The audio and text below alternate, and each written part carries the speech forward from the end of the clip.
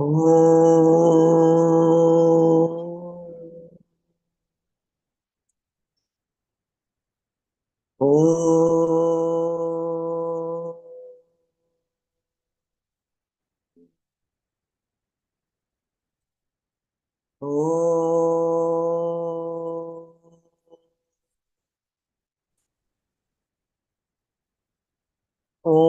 ब्रह्मानन्दं परमसुखदं केवलं ज्ञानमूर्तिं द्वन्द्वातीतं गगनसदृशं तत्त्वमस्यादिलक्ष्यम् एकं नित्यं विमलमचलं सर्वधी साक्षिभूतं भावातीतं त्रिगुणरहितं सद्गुरुं तं नमामि। श्रुतिस्मृतिपुराणानाम् आलयं करुणालयं नमामि भगवत्पादं शङ्करं लोकशङ्करं शङ्करं शङ्कराचार्यं केशवं बादरायणं सूत्रभाष्यकृतौ वन्दे भगवन्तौ पुनः पुनः सदाशिवसमारम्भां शङ्कराचार्यमध्यमाम् अस्मदाचार्यपर्यन्तां वन्दे गुरुपरम्पराम् वन्दे गुरुपरम्पराम्। ॐ सहना भवतु सहनौ भुनक्तु सह वीर्यङ्करवावहै तेजस्विनावधीतमस्तु मा विद्विषावहै। ॐ शान्ति शान्ति शान्तिः। नारायणं नमस्कृत्य नरं चैव नरोत्तमं देवीं सरस्वतीं व्यासं ततो जयमुदीरयेत्।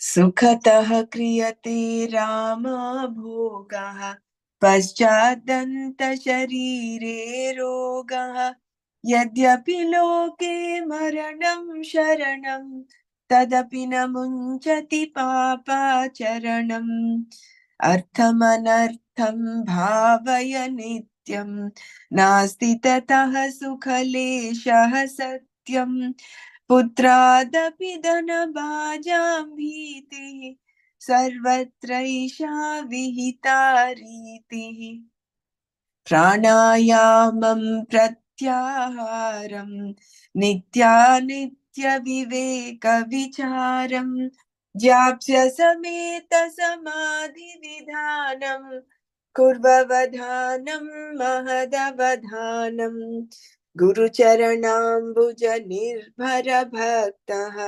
संसारादचिराद्भवमुक्तः सेन्द्रियमानसनियमादेवं द्रक्ष्यसि निजहृदयस्थं देवम्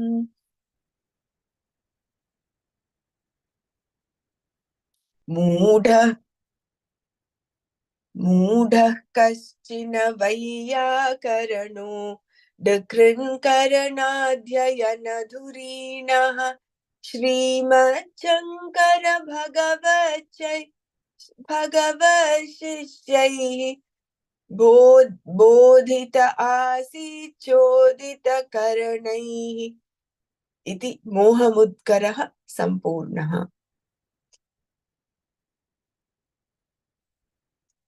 भज गोविन्दं गोविन्दं भज मूढमते सम्प्राप्ते सन्निहिते काले नहि नहि रक्षति दुष्कृन्करणे। Dr. Brahmara, yesterday there was question about that pranayama, right? I found some information, but should we just read that sloka first before we share the other things? Okay. Yeah. Pranayamam pratyaharam nityanitya viveka vicharam जाप्स्य समेत समाधि विधानम महदवदानम कुर्ववदानम महदवदानम. Yeah.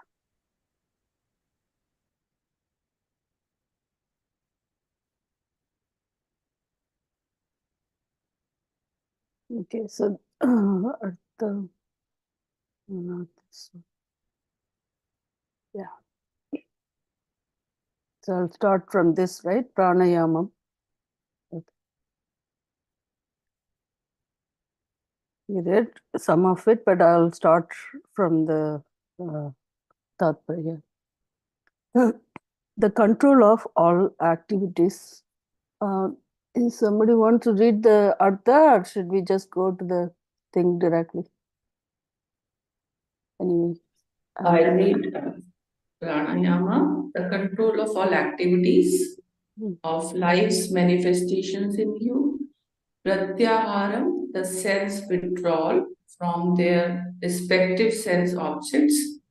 Nitya Anitya, Vivek Vicharam, the inquiry reflections consisting of discrimination between the permanent and the impermanent. Jaya, this is Japayas. Japayas Sameta Samadhi Vidha. This is Vidhana. Yeah, Samadhi Vidhanam. Vidhana. Along with Japa and the practice of reaching the total inner silence. Samadhi Kuru. Perform Avadhanam with care. Mahat Avadhanam with great care. Bhajagovindam, Bhajagovindam. Yeah. Kuru Avadhanam, Mahad Avadhanam. Okay. The control of all activities of life's manifestation. You can all hear me, right? Okay.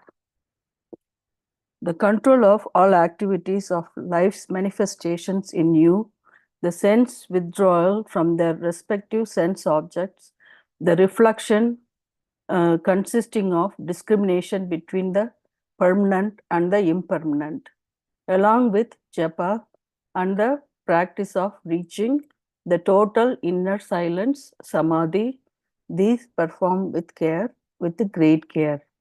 Seek Govind, seek Govind. Now, Shankara advises the seeker who has withdrawn. Let me enlarge this a little bit. Okay. I think it should be pretty visible to everyone. Okay. Now, Shankara advises the seeker who has thus withdrawn his mind from all its hunting after wealth. Okay, who has thus withdrawn his mind from all its hunting after wealth. In the outer world of mind and matter, of men and things, of joy and sorrow. The seeker should learn to control all the subjective activities within his personality. A path in 5 stages was drawn up, by which a true seeker who has accomplished all the conditions that the teacher had prescribed can easily trot up to his goal. Study of the Gita, one study of the Gita, 2 worship of the Lord, and the third is satsang, and fourth is charity. And fifth one is, along with the elimination of all the wealth hunting distractions by a process of correct thinking, together constitute what in Vedanta we call the outer exercises, Bahiranka Sadhana. So those are Bahiranka Sadhana. Now we are going to, here in this stanza, we have all the elements of inner exercise, Antaranka Sadhana.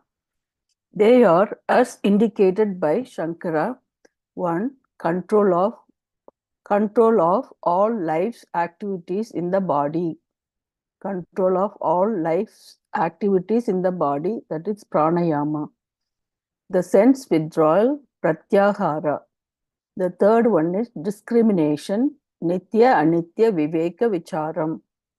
Japa, And fifth one is as a cumulative effect of all this, reaching a state of utter silence within, which is the springboard to the highest samadhi.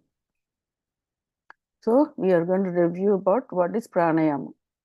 Pranayama is a term which, due to its hasty translation, again due to its hasty translation, an equally superficial practice has come to be translated and known among us as breath control. In Sanskrit, to express breath control, we have altogether a different phrase that is swasayama. Swasayama. Prana in Sanskrit means life, and as used by the Upanishad seers, they have considered it as consisting of 5 distinct modifications. So, they have convinced it consisting of 5 distinct modifications of prana. So, their 5 distinct names in their Upanishadic definitions are found to stand for the 5 physiological systems of activity. The 5 active departments of manifested life in a living intelligent man. So the 5 active departments of manifested life in a living intelligent man. They are perceptions and reception of things into the subjective life, that is prana. The rejection of things and responses is apana. The digestive system, it is samana. The circulatory system is vyana. And the capacity to lift ourselves from our present state of understanding to a nobler and better peak of thought on the mount of knowledge is udana. To control all these 5 expressions of life in a living being is called control of prana. So, to control all these 5 expressions of life in a living being is called control of prana, is called pranayama. So, it's not just breathing part, it's called pranayama, it's all the 5 expressions of life. Especially the first one, the prana, is the control of perceptions and whatever we receive into ourselves. The perceptions and receptions of things into the subjective life. Yeah. So it's not just the air that we breathe in, it is also all that we in the sensory input that comes into our system. Right. The food that we eat. Yeah. Yeah, go ahead, Dr. Brahman. Yeah. So whatever we put into our subjective life, including our thoughts, our concepts, our, if you look at all that, then the whole meaning of pranayama kind of becomes so expansive. It's not just to do with the breath. It is much more than just that. Yeah. Dr. Brahmaran, on the same token, like what I wanted to tell you about it is, in chapter 4 in Bhagavad Gita, there are 2 slokas, 29 and 30. I will tell you this sloka, they talk about this prana thing.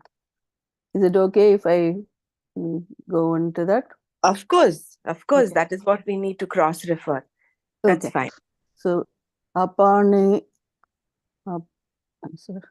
apane juhvati pranam, pranapane tatha pare. Pranapanam, yeah. Apana juvati pranam, prane panam tata pare, pranapanagati rudva, pranayama parayanaha. The next one is apare nityaharaha, प्राणान् प्राणेषु जुह्वति सर्वेऽपि एते यज्ञविदो यज्ञचपितकल्मषाः. So the reason I want to bring this, in fact, If you want, I can, it is a little bit longer. I kind of cross-referenced the Dayananda Saraswati book that we read, it's 4th chapter, for the Tatparya and the explanation of these things. It's very nicely given about that. Um, if you want, I can bring that and tell you. But here in short, others devoted to the practice of pranayama regulate the movement of prana and apana and offer us oblation, prana in apana, and likewise apana in prana. And the third sloka that I read, some others who observe regulation of food make a sacrificial offering of the prana as the vital energy present in foodstuffs into the prana as the vital energy enlivening the body. All this know the true nature of sacrifice and have all evil in them washed away by yajna, sacrifice. I know you always mention about the yajna bhava, Dr. Brahmana. This is what that yajna bhava is explained here about pranayama. Yeah, there are different kinds of. This was, I think, in the 4th chapter where they talk about different kinds of Pranayama. yajnas. Yeah. Yeah, And different kinds. also This is one of the yajna, one of the. yajna, right. Yes. And the pranayama itself, there are 3 kinds. One is the normal one, like that you are breathing in and breathing out. That is that, involuntary function of our breathing, that the physiological function that we have. All these 5 functions is physiological function that we refer to, prana, apana, vyana, samana, udana, all that is involuntary function. But whereas the pranayama that they refer to is called voluntarily we control it, like the how in our kriya that you're doing, there are 3 things, right, where you breathe in first and then you hold it in, right? That's called kumbhaka. That breathing in air is some pragara, something like that, and then Puraka. puraka, yeah, Puraka, puraka, and then Baka, and Rechaka. Yeah. Resaka. Yeah, exhalation is Resaka. But where you inhale and hold it for some time and then breathing out. So there he says the breathing in is called apana, and then breathing out is called prana.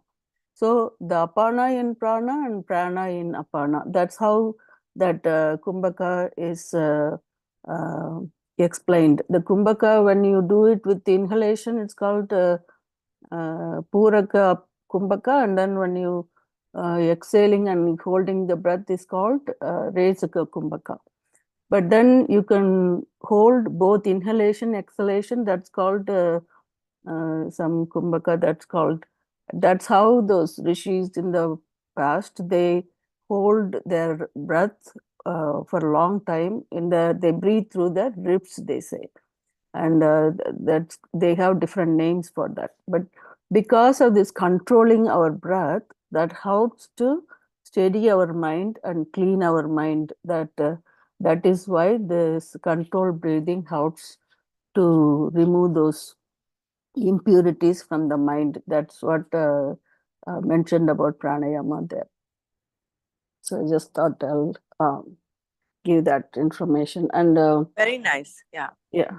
And also referring to Tatu Bodh about this Udana part, it is true, like where it is mentioned here, capacity to lift ourselves. One of the function of Udana is getting our mind, bring this thought in our mind, that is also helped by the Udana.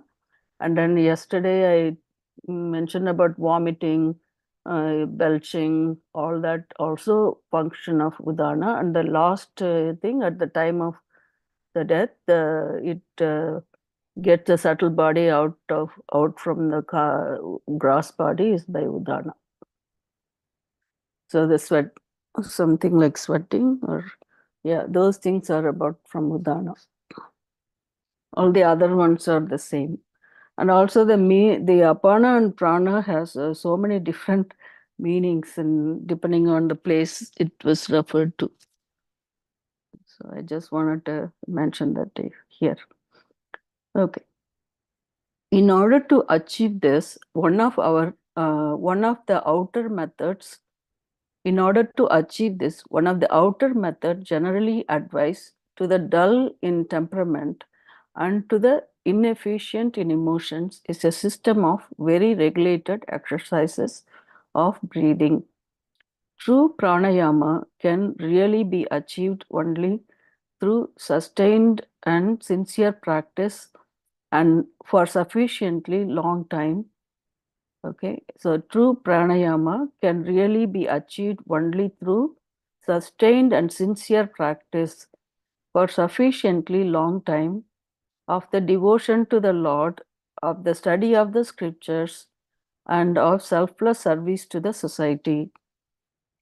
So true pranayama can really be achieved only by the sustained and sincere practice, because this is like with our control, so that we have to practice regularly or for sufficiently long time. And with that bhavana, like that yajna bhavana, devotion to the Lord, of the study of the scriptures and selfless service to the society. So these are all related to the pranayama, can be achieved. So, by the way, I didn't figure out that thing myself. I was just reading the 4th chapter today. It's a part of Gita chanting. That's why I stumbled upon this sloka, and I said, "Oh, this is what we are reading." That is the grace of the Shastra. Yeah. Very nice. Yeah, I was reading sloka by sloka. Like this time I said, okay, I won't read everything altogether. I want to read the meaning and all that. So I was dwelling on each one at a time. So I said, oh, I should bring this to the class. And so there is the explanation. And also it's nicely given in our Gita book also that we read. We read all that, but I forgot. Anyway. Yeah. And with respect to apana is not just expulsion of air and expulsion of waste from the body. That is physical level. Expulsion of unnecessary thoughts in the mind. Yeah. All that also comes to apana. So we just have to expand our understanding Thinking. of what pranayama is. And then how, just like how with cotton, the cotton seeds are there. So removing all those seeds, like de-seeding the cotton, and what you're left with is just the fluffy, soft cotton. Soft So cotton. the mind becomes all so cleansed of all those unnecessary thoughts that we sometimes entertain in the mind, which is why it is so closely linked. Gurudev keeps saying, whenever you're constipated, you will have lot of thoughts, especially negative thoughts in the mind, unnecessary. So it's linked to that. So your physical expulsion of excreta is linked to your mind. So it's all very closely linked. I mean, the whole thing is such a nicely interwoven mesh.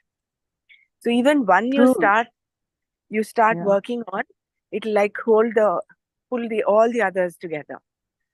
It's like Patanjali Yoga Sutras, the Ashtanga Yoga. Yama, Niyama is the external world, how you look at your relationship with yourself, discipline with the world and society. Yeah. That is what was outlined in the Bahiranga Sadhana. Okay. This Patanjali Yoga Sutra is talking about pranayama. It is talking about the eightfold path. Eightfold path. Yama, Ashtanga Yoga. Yama, Niyama, Asana, Pranayama, Pratyahara, Dharana, Dhyana, and Samadhi. Samadhi, yeah. I know I hear about that all the time, but I still need to read a little bit in detail.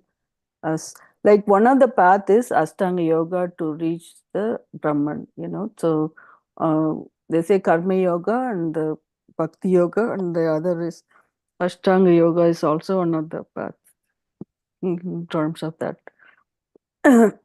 So, like you said, this perception and reception, not only that prana is the like breathing part of it, it's also like the senses receiving sensory, and then receiving it to the things, to the subjective life, and the rejection of things and responses, like taking care of the impurities, or like your body doesn't need the things, then you getting rid of it. Those kind of, that meaning also comes here, right? Rejection of things, and then here is perception, reception of things.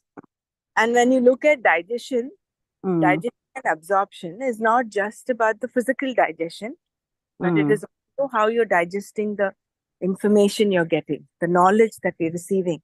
How much of it Right. is actually getting ingested and absorbed in us? That is one. Second, dhyana is not just circulating whatever the nutrients in our own body. How it's circulating. I'm only extrapolating it. Okay, it's circulating it throughout the whole universe. I mean, throughout your family, your society, the society you live in. So when you're circulating that, the positivity around, that becomes dhyana, not just your inner body circulation. Yeah.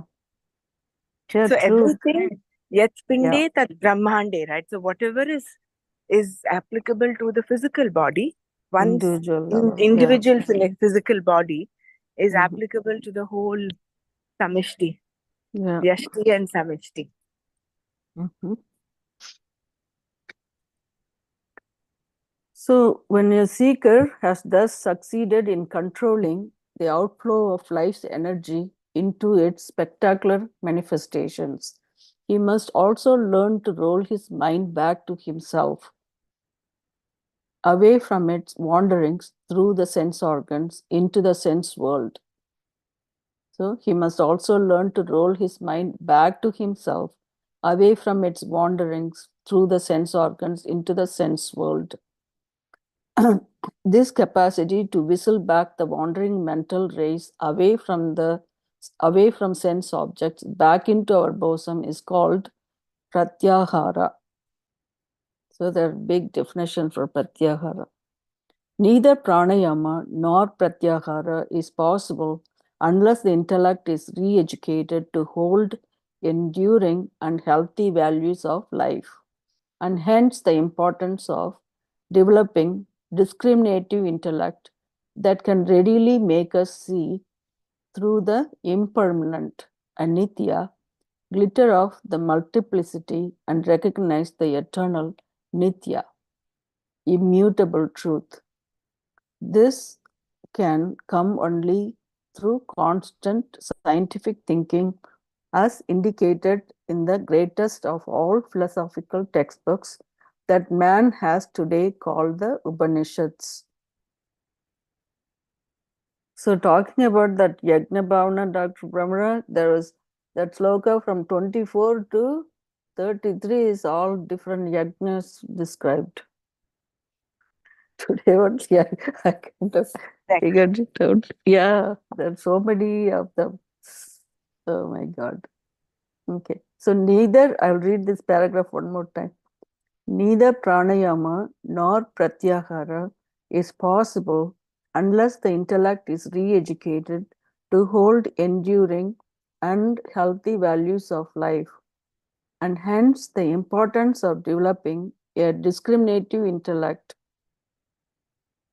that can readily make us see through the impermanent, anitya, glitter of the multiplicity and recognize the eternal nitya, immutable, nitya, it's immutable truth. So we are to the discriminating, the viveka has to be applied here. This can come only through constant scientific thinking, as indicated in the greatest of all philosophical textbooks that man has today, called the Upanishads. So all the Upanishad talks about that, Nitya Viveka. In order to develop the required subtlety of intellect and discover in it the necessary amount of balance and vigor, the intellect still must undergo a certain type of pre-vichara training, and this is available in japa. So the asterisk is for See Swamiji's Kindle Life, Chapter 2, Japa Yoga and Gayatri. Okay, so that's Chinmayananda's book, I think, Kindle Life. Japa Yoga and Gayatri. Okay. So,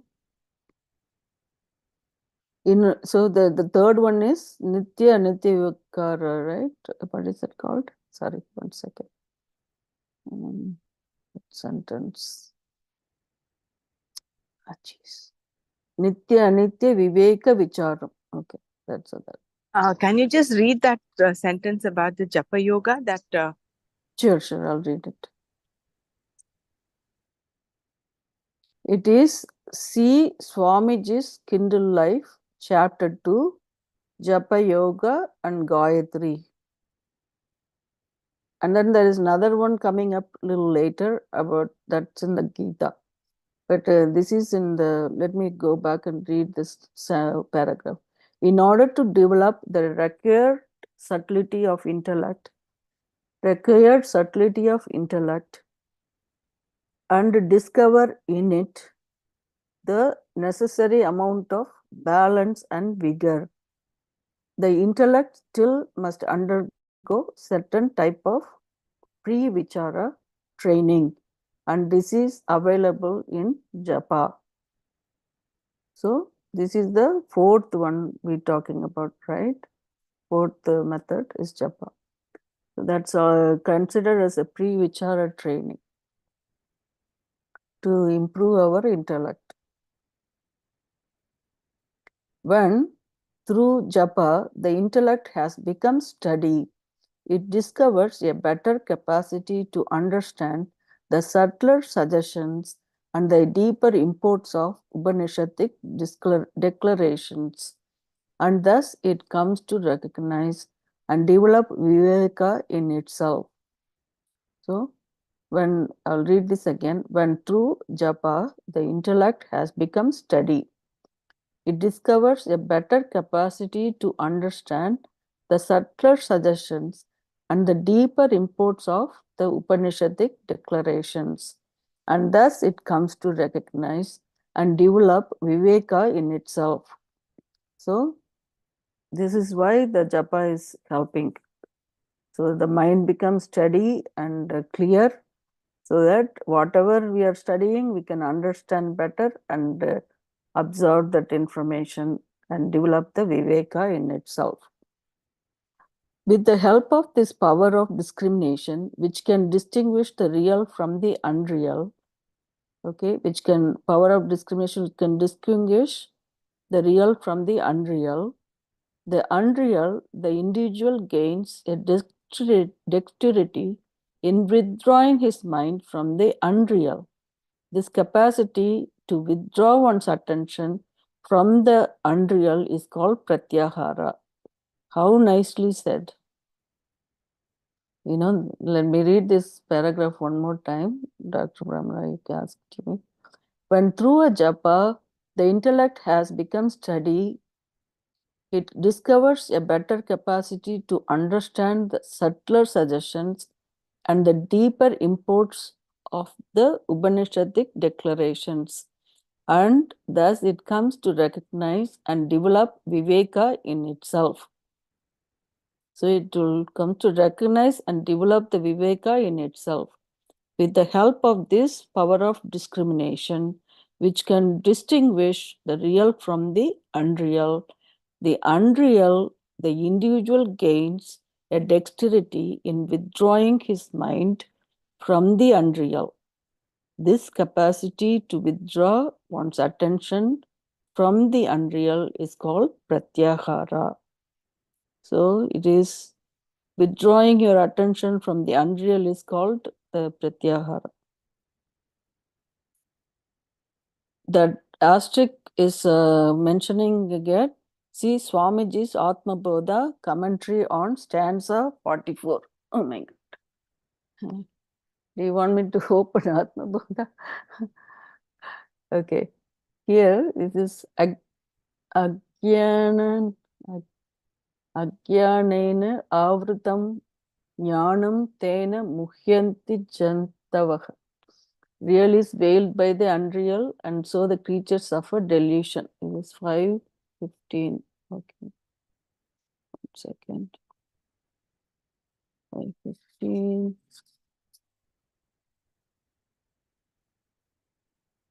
Nadati kasyachit papam na chaiva sukritam vibhu ajnanena vritam jnanam tena muhyanti jantavaha.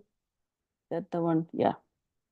So the all-pervading being does not accept the sins or merits of anyone.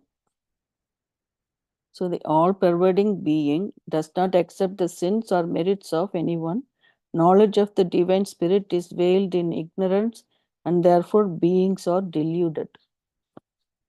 So that's about the delusion part. I don't know, commentary stanza, Atma Bodha 44.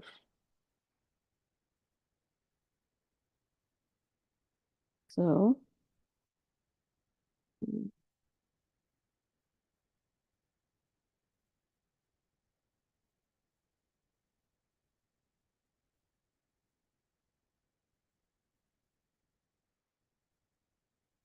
okay, so till it opens up, I can read this part.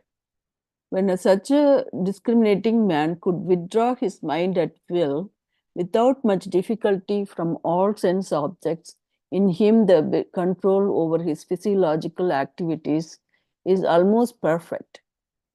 Again, when such a discriminating man could withdraw his mind at will. So somebody with viveka withdraw his mind at will without much difficulty from all sense objects. In him, the control over his physiological activities is almost perfect. When thus the seeker has, at all the layers of his personality, tuned himself with the highest, his flesh, mind, and intellect will not ever come to disturb him. During his contemplations upon the real, they will retire from their respective fields of explosive activities, and in this hushed silence within, a state of relative thoughtlessness, samadhi, the stage is set for him to receive unobstructed intimations from the infinite. It's so nice, right? The state of relative thoughtlessness, that's called samadhi. The state of relative thoughtlessness, samadhi, the stage is set for him to receive unobstructed intimations from the infinite. So you directly will get the intimation from here. Oh, wow.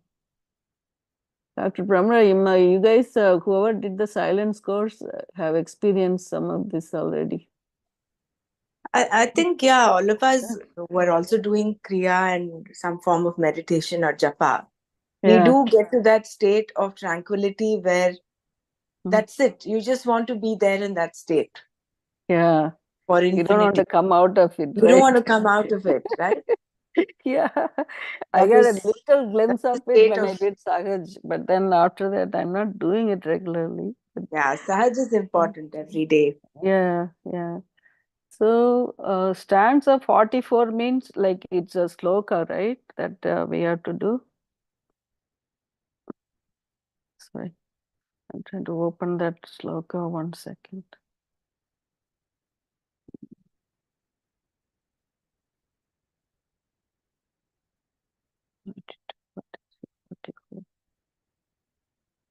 Oh my God.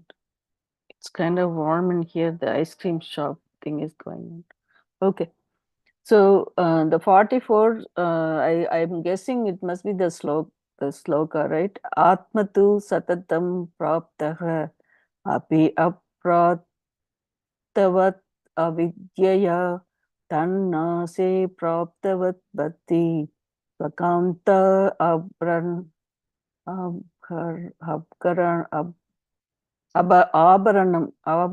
yata. So this is about that stanza commentary. He wants to read the commentary on stanza 44. So Atman is an ever-present reality, yet because of ignorance, it is not realized. and the destruction of ignorance, Atman is realized. It is like the missing ornament of one's neck. The Ajnana Avritam Jnanam. Knowledge is veiled by the ignorance. So that's pretty much what says on the stanza 44. Yeah, I just wanted to clarify one thing that you had mentioned earlier. Ashtanga Yoga is not one of the paths. It is only preparation for it. Because ultimately it is only the jnana that removes that veil of knowledge. Ashtanga Yoga. I'm sorry, I'm not saying, leading to meaning. It's all of them, eventually the final thing is the knowledge. Final step is knowledge, correct. Yeah. The Jnana Yoga only can get there. That. Yeah, and when I meant is the preparation, like Karma Yoga and Bhakti Yoga, all of that is only prepares us to go there, that taking that path. Guruji once said, nothing of what you're doing will relieve you, will get you to moksha. Right. Nothing of what you're doing. So he meant that all these are important, yet not the ultimate. Ultimate, of course, is knowledge. Yeah. Today, I was just walking and then also thinking about how we talk about always the superimpose. Of course, everything is superimposed on us, is an Atma, Avidya, or whatever, that how it is, right? Like it's all superimposed. I mean, our true nature is the Brahman. So everybody is like superimposed with these things. We have to come out of this. Flesh, mind, intellect will not ever come to disturb him during his contemplations upon the real. Okay, so they will retire from the respective fields of explosive activities in this hushed silence within a state of relative thoughtlessness, samadhi. The stage is set for him to receive unobstructed intimations from the infinite. Okay. This state of final beatitude is never as such expressed in any sastra. The state of final beatitude is never as such expressed in any sastra. Only the last stage of the human effort called the practice of samadhi is indicated. Only the last stage of the human effort called the practice of samadhi is indicated.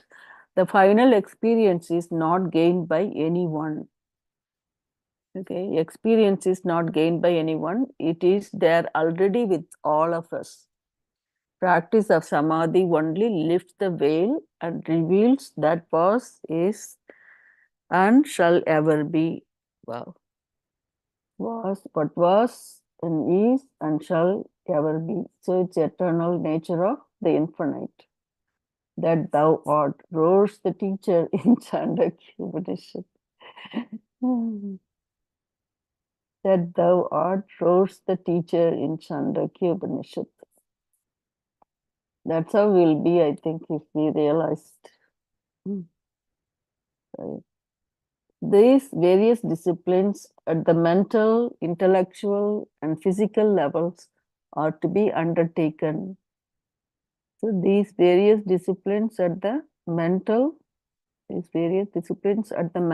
intellectual, and physical levels are to be undertaken with an artistic poise, with a literary delicacy, a poetic finish.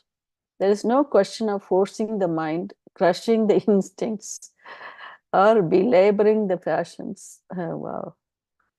There is no question of forcing the mind, crushing the instincts, or belaboring the passions.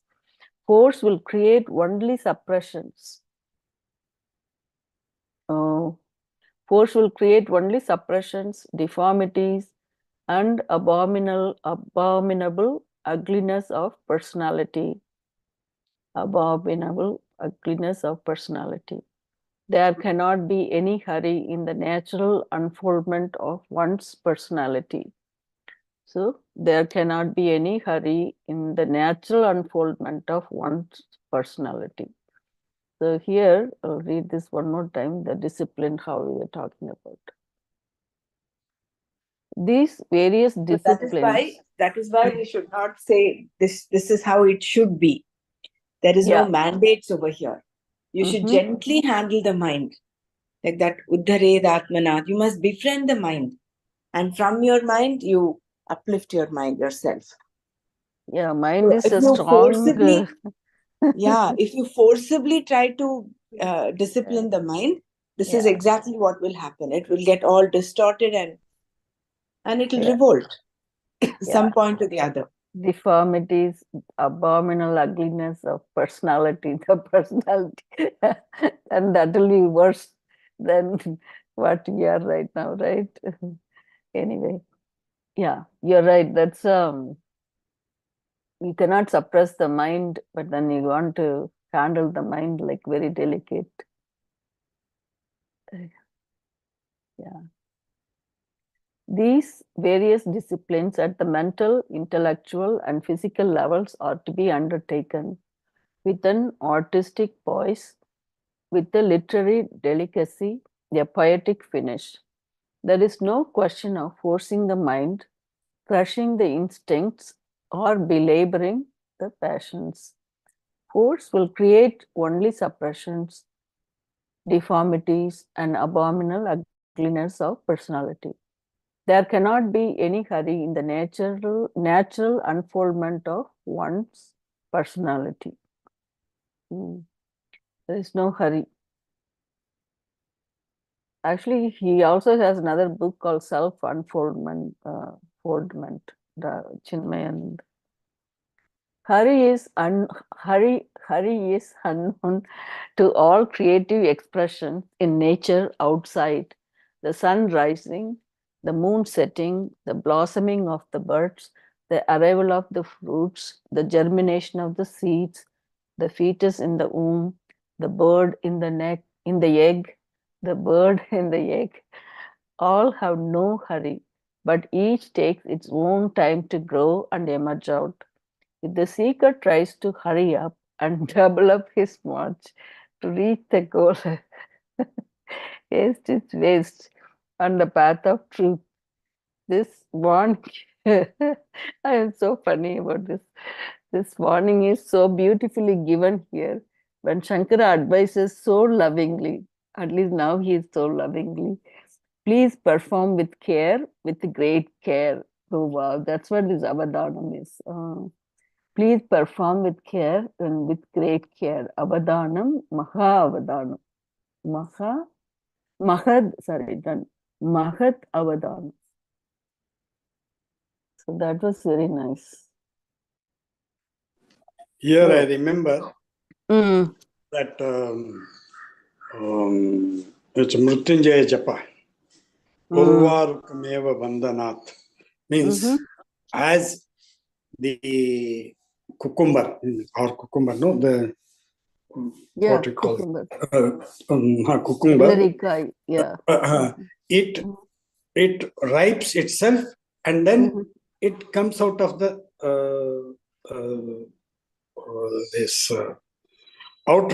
means it falls down naturally. So we have to give that much time. Urvarukameva bandhanat mrityum moksha. So that is the meaning. So it will come naturally. Yeah. So it has to ripe. Even all the fruits, they ripe and they naturally fall. Yeah, nowadays they put all the chemicals. That is different thing. That is different thing. But in nature, it is like that.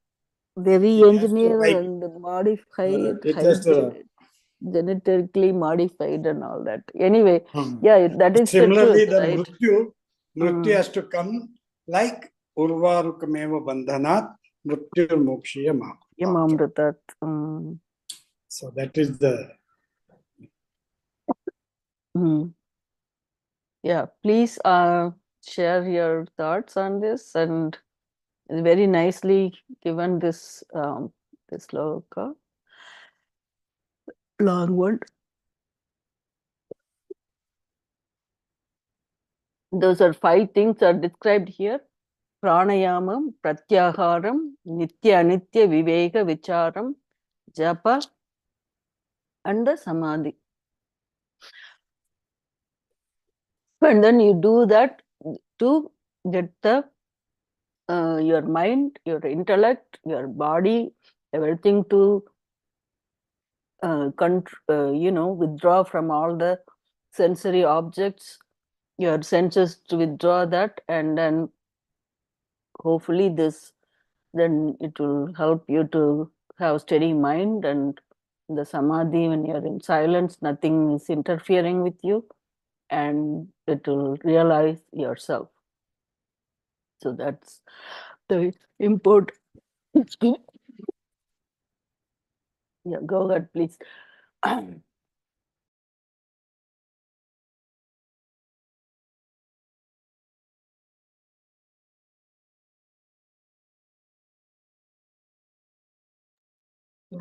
Om.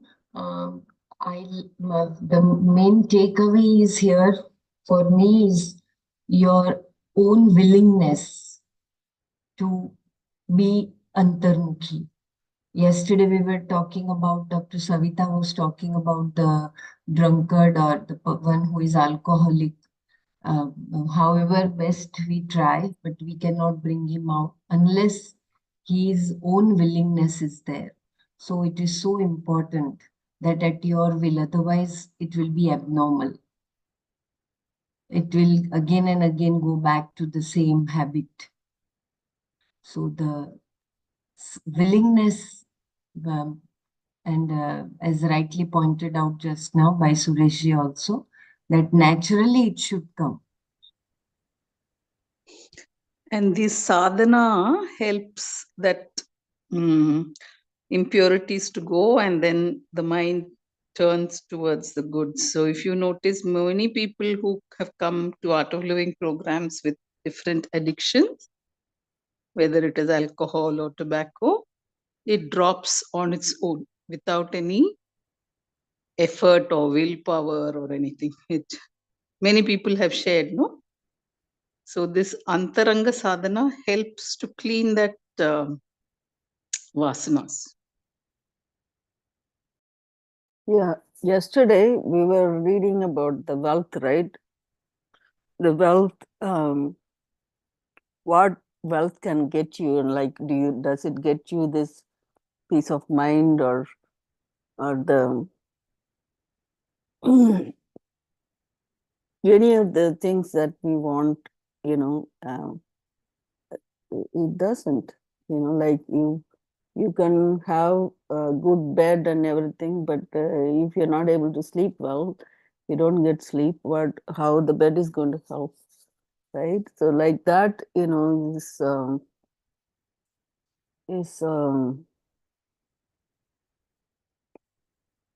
we have to understand, at least this knowledge kind of helps which way you have to go. And then these things that mentioned here, of course, that helps to steady the mind and all that. It's a good thing, yeah, it will come naturally, but you don't want to force it. Oh, I have to do pranayama today and then tomorrow I'm going to realize everything. No, that doesn't happen like that. It will take time. So that time you have to be patient and keep doing it. That's why it said somewhere when we read that you had to consistently practice. It doesn't happen overnight or in a short period of time. That's a thing, like with the kind of the world we are in, everything has to happen within the snap of the finger, like that, So, where is that? Sudarshan Kriya practice speeds up that process. Yeah, that's why it's nicely explained here, all this Kriya, but then that takes time, right? For you to sit down and quietly do that, even the pranayama, that in the class, I learned it, but again, I'm not doing it every day like that. So now that I'm reading this, at least it gives, okay, I have to get this in my agenda also. Hari Om, we read in chapter, this verse 28, no, there was a line, Evolution is the result of effort and struggle, sweat and suffering. So it is like for us to evolve, effort is very essential. First step is the effort, and then to complete something you have taken, it needs that struggling is required. You have to struggle, and then you have to labor on it. So you will be sweating, and of course that sufferings you would be going on to, so that in times when it is not possible, you want to complete that task. So in that way you have that that inner stiffness that you want to do it and you are not able to do it. So it is to reach it's a till struggle, that. right? Like there are times, yes, I want to do it. That's why we are kind of given this direction. So like here it said true, sorry to cut in, Dr. Savita, the true No. pranayama can really be achieved only through sustained and sincere practice. This is for me, sustained and sincere practice for sufficiently long time of devotion to the Lord, of the study of the scriptures, and selfless service to the society. So Yeah, it involves all of it, it's not all just, of it. yeah, it's not just one thing, like even that the last paragraph I read, where it all helps you, if you read this, like right now I'm reading Bhajagovindam, even all these things to enter into my head, I have to have full attention, and my mind has to understand it. If I'm not actively doing it, I won't get one of this point. Nothing will enter into my head. So this is what it was said here in the last paragraph. The japa, when you do the japa, it discovers better capacity to understand very the subtler meaning too, the subtler suggestions and deeper imports. Maybe superficially we may understand, but here deeper imports of Upanishadic declarations. And thus it comes to recognize, develop Viveka in itself. Even to get the Viveka, and then with the help of the Viveka, we are able to distinguish real from unreal and try to stay away from the unreal. And that is all, is not the, see how many steps we have to go through to get to this point, the Pratyahara. So it's easy that we read, oh yeah, do pranayama, pratyahara. Yeah. But it's not, it's a yeah. lot of steps to go through. Maybe 2 years down the road, at least we got this knowledge now. Hopefully we keep at it, and another 10 years, hopefully we'll get there. 5 years. Yeah, 10 sure. years. Sure. And one sentence was given, which was like, it was so this thing in the same verse 28 was, the animal in us is yet to fight against its own low instincts and come to win the divine mastery over the flesh. We are always seeking comfort, and we You're don't talking want about to. in Bhajagovindam 28th verse, or the Yeah. oh, okay. In that there was a paragraph that as the seeker, how he's advised that he should be like, he's encouraged that by the Adi Shankaracharya, that you should develop this, and it is hard to follow because the animal in is yet to fight against its own low instinct. So it is how we have, we want always we want happiness, comfort, peace, but behind it, it takes lot of efforts and struggle. Only then you will be able to reach. So it is, we are fighting within ourselves only, fighting with our own selves. It's of the how a chick hatches and how a baby is born. Baby is like enclosed in the womb, and it really wants to come out. How the mother goes through labor pain, just like how the mother goes through pain, the baby, it is also a painful process for the baby. So all that requires that effort, and it's painful. It's a struggle actually to see how that happens. And finally there is freedom from the womb. So when Dr. Savita was mentioning that little effort is required, without that little effort, that is the yama, niyama is all about disciplining. It takes a lot. That is what in Patanjali Yoga Sutras, Gurudev says, this is the sattvic sukha. So initially it seems a little tough, but ultimately it becomes very, very enjoyable and it's sustained. Whereas Rajasic Sukha does not require so much commitment. I mean, I don't want to go that path, but then the Sattvic Sukha, initially whenever you're disciplining, you have to take the opposite road, like climbing the mountain. It's not as easy as flowing down the mountain, like the river flowing down the mountain. That is easy. Living an animalistic life, instinctive life is very easy. All you do is just follow your senses. But if you have to say no to your senses, it requires that little bit of effort, little bit of discipline. And that is painful. You know, it's painful when people, so often I hear this, they say, people are enjoying, they're going here, they're going there. What are you people doing? So that seems to be a little painful, but actually speaking, in the end, the sukha that you get is actually blissful and it's sustained. It is longer lasting. Yeah, it doesn't take you long for you to go back to the sensory gratification through outside world, but then it like you said, that here it says that the animal instinct and evolution, the result of effort, struggle, sweat, and suffering. Yeah. At No, the same time, is, it's a matter of balance. Yeah, it is what Ishavasya Upanishad says. It says, the world there is there for you to enjoy, but with detachment. Don't enjoy with your attachment.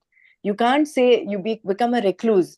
You know, that's an extreme form of taking it. But have a balanced mind, have a balanced attitude towards the whole world out there, but with that deep inner detachment. That this is not what is the truth. This is not what is real. This is not permanent. What is that word? Bogarate ya Bogarateva? Yogaratova bhogaratova. Yoga. Yeah, correct. Sangaratova sangavihina. Yasya brahmani ramate chittam nandati nandatyeva. So that is correct. The first sutra of Patanjali Yoga. Here I want to share one thing. Nature is continuously changing, and how the shades are changing. Just this Ugadi Gudi Padwa is a nimitta, but just means just now Brahmaraji said, no, how to enjoy is also. See how much that it takes you to the state of samadhi also when you collect beautiful that small mango, little small things, and then leaves, and then all that marigold flowers, and decorate the house. It is so like with detachment, but still it elevates your prana, and so much joy is there in the nature.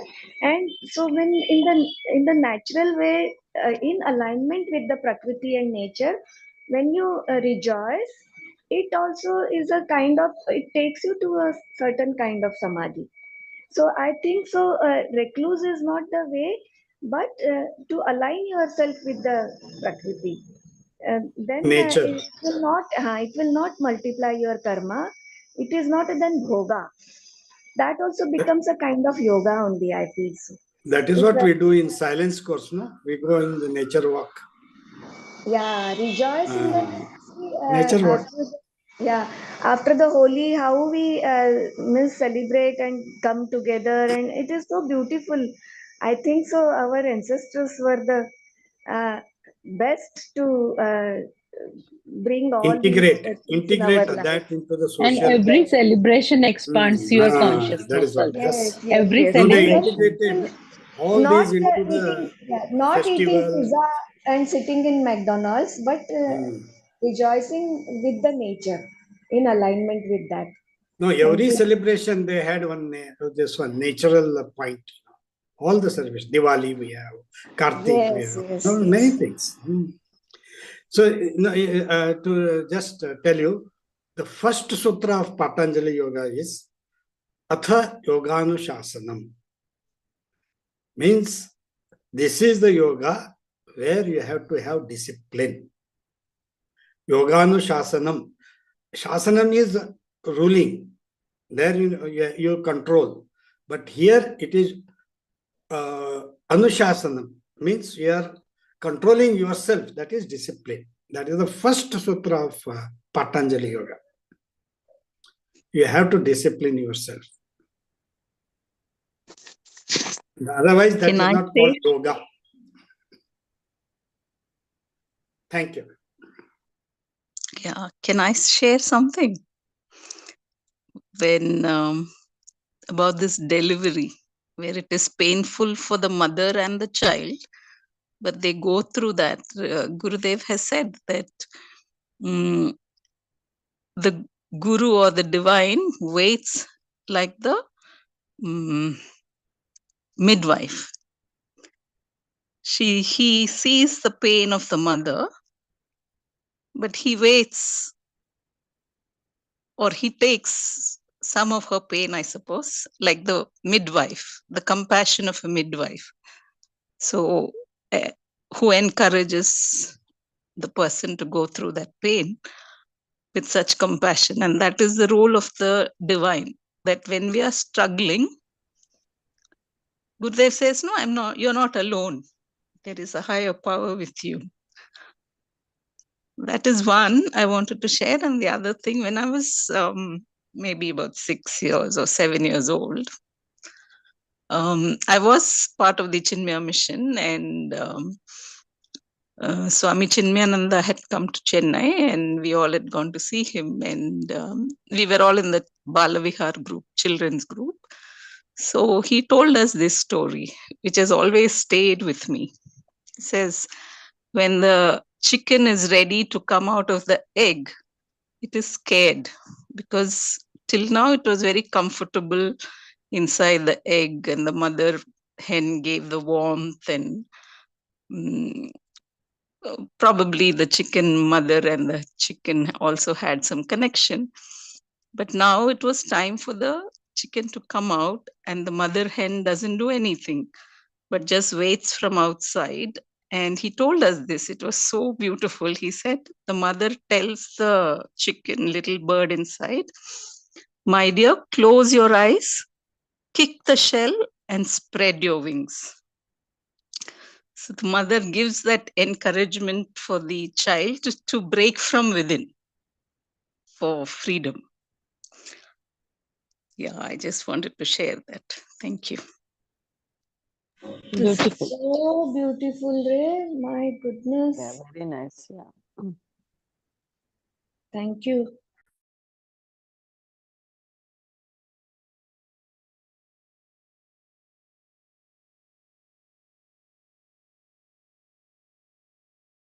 Should we move on to the next one? Yeah, very, very nice, Sumaji. Yeah. Remember this beautiful story. Guru does not take up any pain, I think, because each of us has to suffer our own prarabdha. The Guru also has his prarabdha he has to suffer. Each one of us has to, but his presence makes it lighter for us. Like pain is inevitable, but suffering is optional. So that suffering part is what he makes it light when you're attached to the Guru. Otherwise, you have to suffer in pain. The midwife there, standing in the labor room, is encouraging the mother to push and is distracting her with so many things and encouraging her. Go through it. It'll be done. We can see the head. We can see a little more push. So the midwife there is only acting out of compassion, like you rightly said, but she does not experience the pain that the mother is going through. That only the mother has to go. So it feels lighter. If the mother had to go through the labor pain all by herself without the midwife, maybe the pain would be even more. But because of the presence of the midwife, it's her talking and constantly giving her encouraging words, that it seems a little lighter. That's all I think is the Guru's presence. Yeah. We have to go through our prarabdha. There's no two things about it. Do we have midwives in hospitals these days or no? Yeah, we have. Yeah, they do. Our hospital has. Yeah, here also nowadays they have a midwife. We didn't have it when we were having babies. Yes, that's what even I was now, thinking. That, now they do. They have people. and it made a lot of difference because when I had my child, there was no midwife. I was in a very big hospital, St. John's Hospital in Bangalore. There was no midwife. They were all very professional gynecologists, very busy and in India going about their work. But a nun came from somewhere. I don't know who she is. She was not a midwife, but she was a Catholic nun who came and was beside me. And she gave me so much of um, just being there and just being kind to me. I felt such relief. And I realized later on that many hospitals didn't have midwives. And when I find, when I meet midwives here, I'm so grateful for whatever they're doing. Just to say that in India, of course, they now it maybe changed. But when I came to US, of course, your husband can be with you in the birth room. But when I hear from my patients, the sight of the blood, the husband passes out. It's supposed to help you, right? When you're in pain, but then you end up worrying about the husband also. So I have seen patients like that. But anyway, the bottom line is, yeah, the compassion really helps.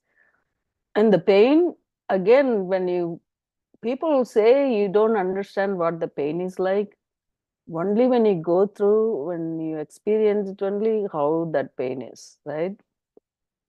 Until then, oh yeah, I'm going to have a baby and you're happy and everything until you get the That's it. It's kind of fun to hear about it again.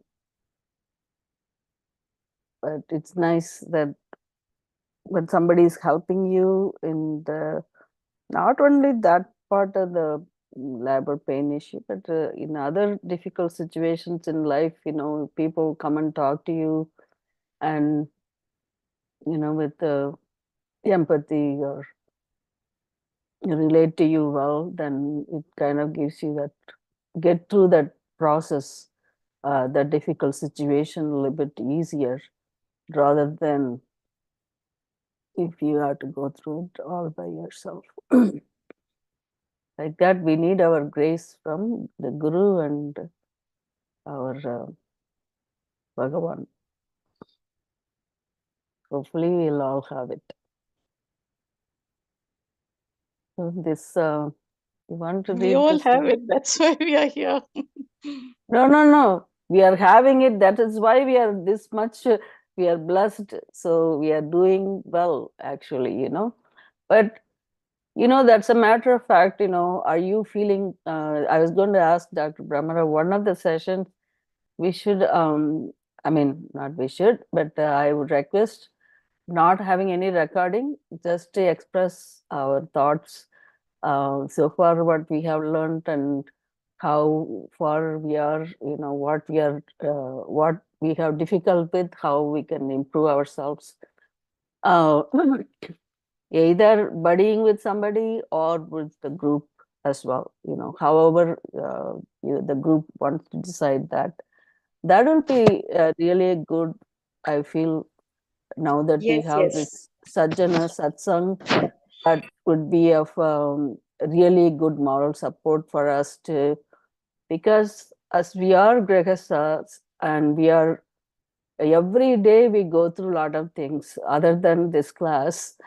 Even to prepare this class, sometimes it takes time, and follow what we learn in a given day. Sometimes it gets to be very difficult, but how we can keep up with that, because we have come this far, this 2 years, we don't want to go back.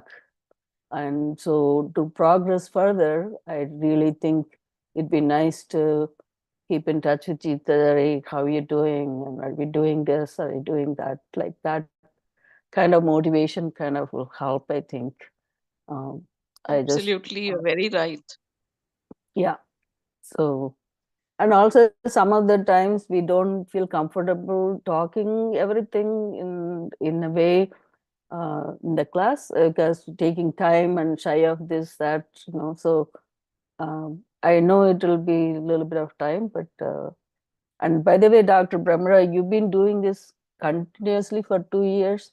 I wonder, we have to pay for the Zoom classes and anything else, please let us know, because I know it is only certain time is free, but then after that we have to uh, pay for this things like that. So anyway, we have And don't 15 worry about minutes. that. That is only a little bit seva that I'm able to do. But your suggestion is good. We can have breakout rooms and then one-on-one or 2 people in each or 3 people in each room, and then we can do that. We'll on that one day. Yeah. Yeah. Oh, this is Very the last nice suggestion.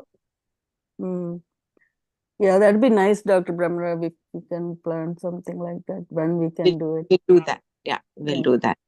This is the last sloka. I think I have 2-3 pages. We can finish it off if you would like, or you want me to. Yeah, I think we can do it. We have 15 minutes. We've done enough manana on the previous shlokas. Right. So you do this. That's it. Yeah. Let me quickly do this one. Yeah. And in the audio, you can probably play from 25 or 26 down. Okay. Okay, got it. No, you already said this, read this already. Even 29 down you can play audio. Sure. Guru charanambuja nirbhara bhaktah samsarad bhavamuktaha sendriyamanasa niyamadevam drakshasi nija hridayastham devam Bhajagovindam Govindam bhaja mudhamate.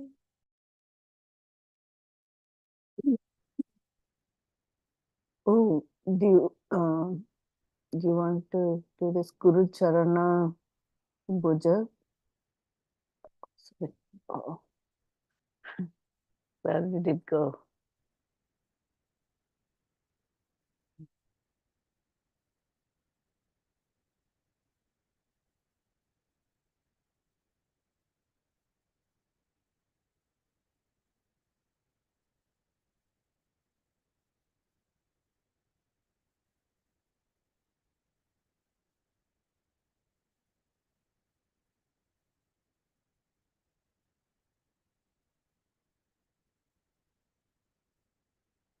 That's right.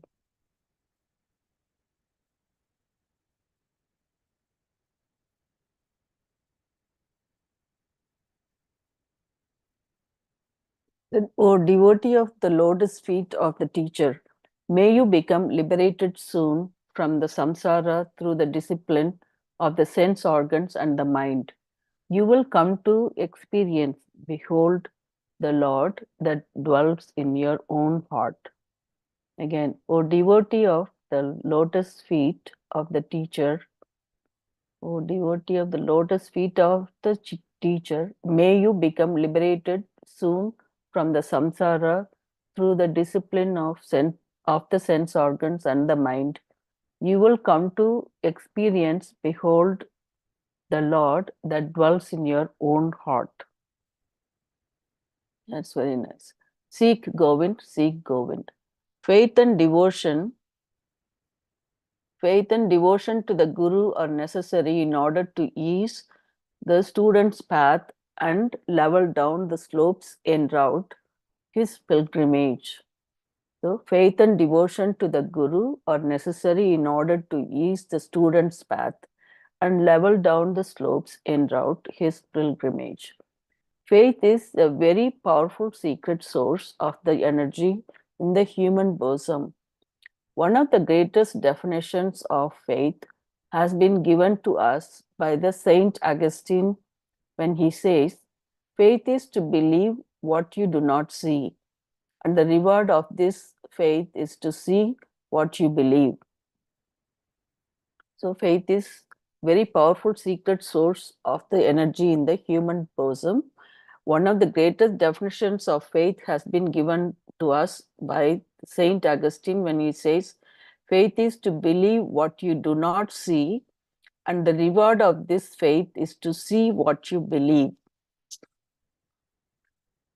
What the teacher says, we cannot immediately apprehend, but the logic of his discourses helps us to intellectually comprehend it. When we have once embraced an ideal to the bosom of our dimly comprehending intellect, belief in that ideal becomes natural. Thus, faith indeed is that the secret power in the human mind to hold on to what he intellectually believes but not yet to come to experience, see in his life. And this secret might of faith ultimately takes man, as though upon the comfortable wings of some magic, to his destination of fulfillment in a total and complete experience. Sans faith in the teacher, the student is wayfarer, entirely blind, completely deaf, and sadly paralyzed. Sans faith in the teacher, the student is wayfarer, entirely blind, completely deaf, and sadly paralyzed. Acharya Shankara addresses here his students of all times and across the mounting centuries to the end of infinity. He blesses all the pursuits of his path. May you become liberated from samsara soon, is the burden of the Master's good wishes. How nice. This liberation is not in some distant time and in some distant place. It is here and now. Again, this liberation is not in some distant time and in some distant place. It is here and now. This is indicated by the champion of Advaita by again blessing the student. Through discipline of the sense organs and the mind, may you come to experience, behold, the Lord that dwells in your own heart. Through discipline of the sense organs and mind, may you come to the experience the Lord that dwells in your own heart. Since adoration and devoted surrender to the teacher is indeed practiced, since adoration and devoted surrender to the teacher is indeed practiced not only by the disciple class, but even by the teachers themselves, Acharya Shankara is, by this stanza, perhaps prostrating to his own teacher, for it is not mere happy coincidence here to remember that Shankara's own teacher was Govindacharya, Bhajagovindam, Bhajagovindam. In the Upanishads, also the importance of teachers has been very frequently indicated. Mundaka Upanishad prescribe the qualities of true teacher. Asterisk is Sagurum eva abhigachate gachet samit pannigi strotriyam brahmanishtam. The other one is Acharyavan Purusho Veda, Chandogya Upanishad. So, one who has teacher alone comes to realize, let me see. Yeah. So so this is Mundaka Upanishad prescribe the qualities of true teacher. Again in Chandogya Upanishad, the Rishi has once forever blasted even the possible traces of any doubt regarding the necessity of a teacher on the path of spiritual progress. The Upanishad says, one who has a teacher alone comes to realize. So the Mundaka Upanishad says the importance of teacher has been very frequently indicated. It gives prescribe the qualities of a true teacher. And then the Chandakya Upanishad says, one who has a teacher alone comes to realize. With the prostrations to the teacher, this essential manual on Vedanta, Prakriya book, concludes Bhajagovindam, Bhajagovindam. Bhajagovindam is generally considered among the minor works of Shankara. All great scriptural masters have knack of giving the highest truth. Again, Bhajagovindam is generally considered among the minor works of Shankara. All great scriptural masters have knack of giving the highest truth at their greatest moments of inspiration. In the simplest language, the artificially bloated intellects of the professional pundits will generally declare such works as minor. How contrast this is. So all great scriptural masters have knack of giving the highest truth at the greatest moments of inspiration in the simplest language. The artificially bloated intellects of professional pundits will generally declare such works as minor. Because of the simplicity of the vocabulary employed, the melody of the verses, the cadence in the meter chosen, and the general atmosphere of a song and thrill in this congregation song, Bhajagovindam has become very popular in our country.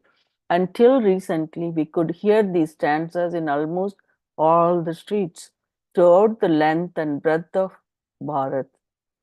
Children lived it, boys thundered it, intelligent people appreciated it, and practitioners, sadhaks, made use of these stanzas and fulfilled their life. When anything is so frequently used by such a large number of people all over the country with all licentiousness for about 10 centuries, the thing, even if it be only a poem, must carry with it signs of wear and tear.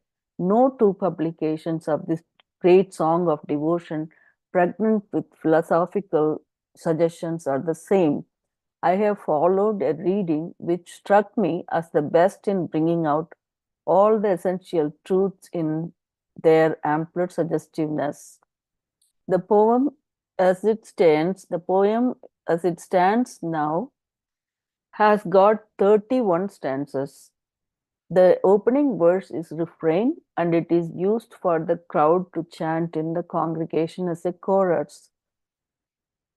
While a selected few chants the other stanzas one by one.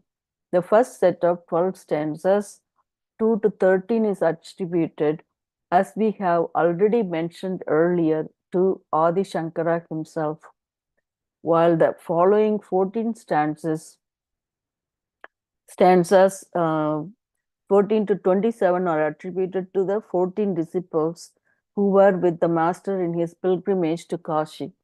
Now, really speaking, there is no evidence to prove the exact individual authorship of these 14 verses. We cannot say which stanza belongs to whom. Nothing is definitely known. Since the storms of time, they all have got so totally mixed up and erased. No direct evidence is available. We have but some traditional hearsay evidence. The last 4 concluding stanzas from 28 to 31 are again attributed to Acharya Shankara, and the poem, pregnant with its philosophical meaning, come to a close in a most befitting manner with the blessings of Acharya Shankara upon all true seekers. May his blessing be always upon us all. Om Tat Sat.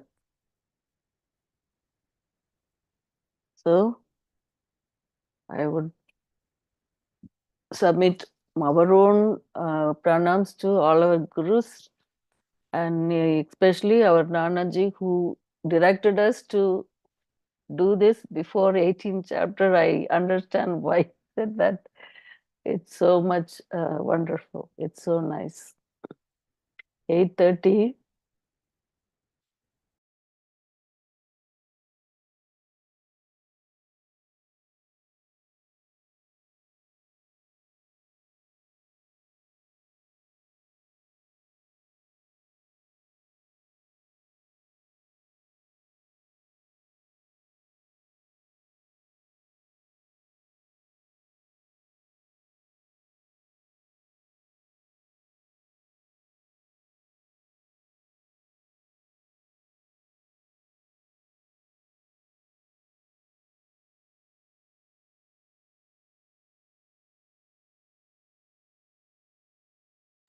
We'll chant the Shanti part.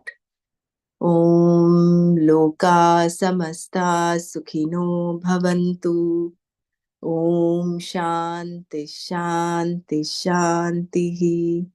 Om Tat Sat Shri Krishnarpanamastu.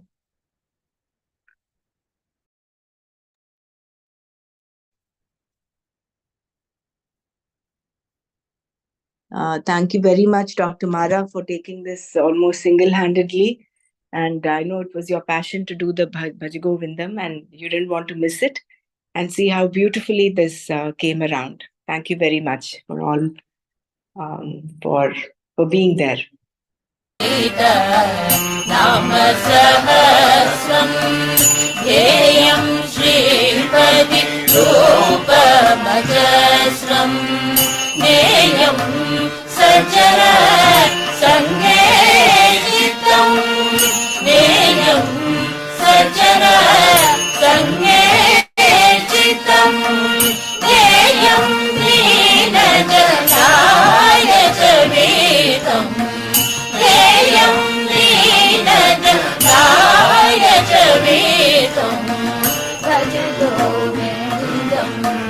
Bhajagovindam, Govindam bhaj Mudamate, Sugatah kriyate Rama Bhodah, Paschadanta sharire rogah, Sugatah kriyate Rama Bhodah, Paschadanta sharire rogah, yadyapi loke maranam sharanam, yadyapi loke maranam sharanam, tadapi na munchati papacharanam, tadapi na munchati papacharanam.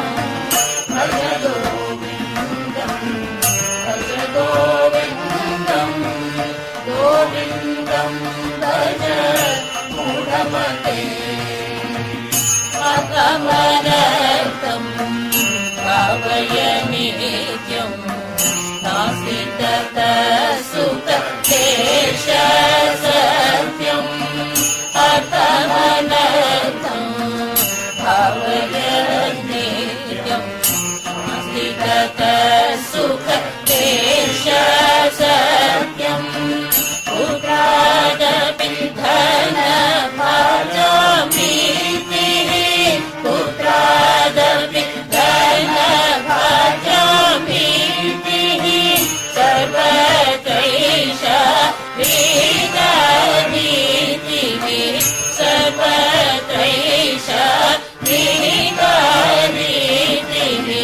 Bhajagovindam, Bhajagovindam, Govindam bhaj Mudamate, Pranayamam Pratyaharam, Nitya Nitya Viveka Vicharam, Pranayamam Pratyaharam, Nitya Nitya Viveka Vicharam, Jabya Samita Samadhi Vidhanam, Jabya Samita Samadhi Vidhanam, Purvavadhanam Mahadavadhanam, Purvavadhanam Mahadavadhanam.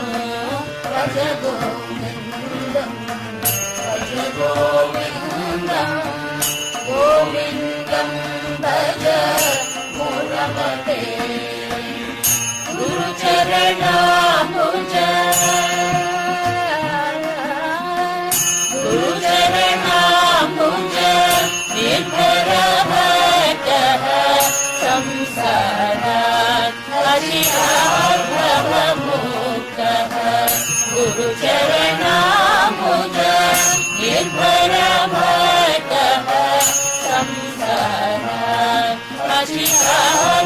अचिराद्भवमुक्तः सेन्द्रियमानस नियमादेवं सेन्द्रियमानस नियमादेवं रक्षसि निज हृदय संदेवं रक्षसि निज हृदय संदेवं भज गोविन्दं भज गोविन्दं गोविन्दं भज मूढमते भज गोविन्दं भज गोविन्दं गोविन्दं भज मूढमते.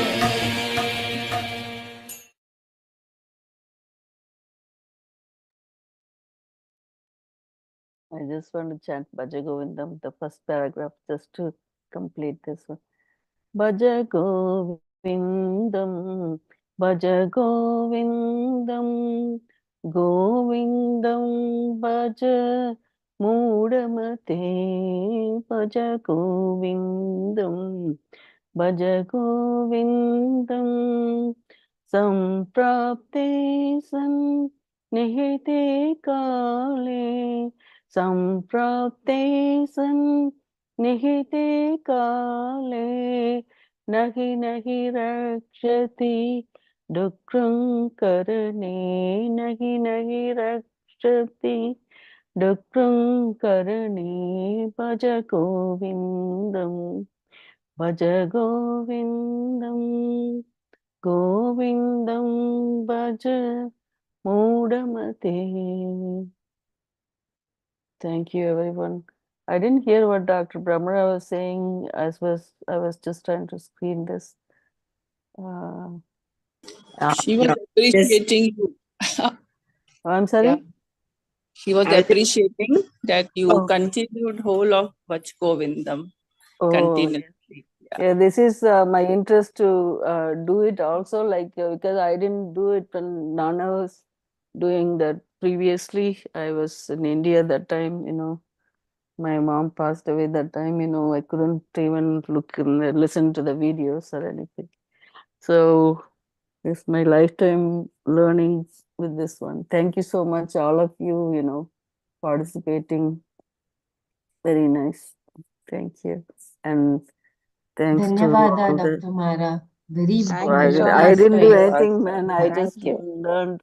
And Dr. Brahmara always provides us with the right material.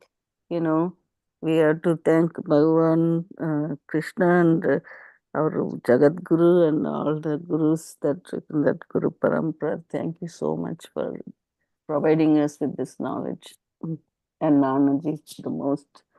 We want his blessings. Hopefully, we'll have him in the class next time. It'd be nice to have a quiz on this. All right. Thank you, guys. Your inputs are so well, Jai Gurudev. very nice. Dhanyavad, Dr. Mara. It's always You're wonderful very to welcome. be Thank with you. Your Thank voice you, was guys. so sweet. Thank you, Sumaji. We'll have a chat. So Yeah. we'll clear all our problems and we'll go forward. Okay. Sure. Thank you.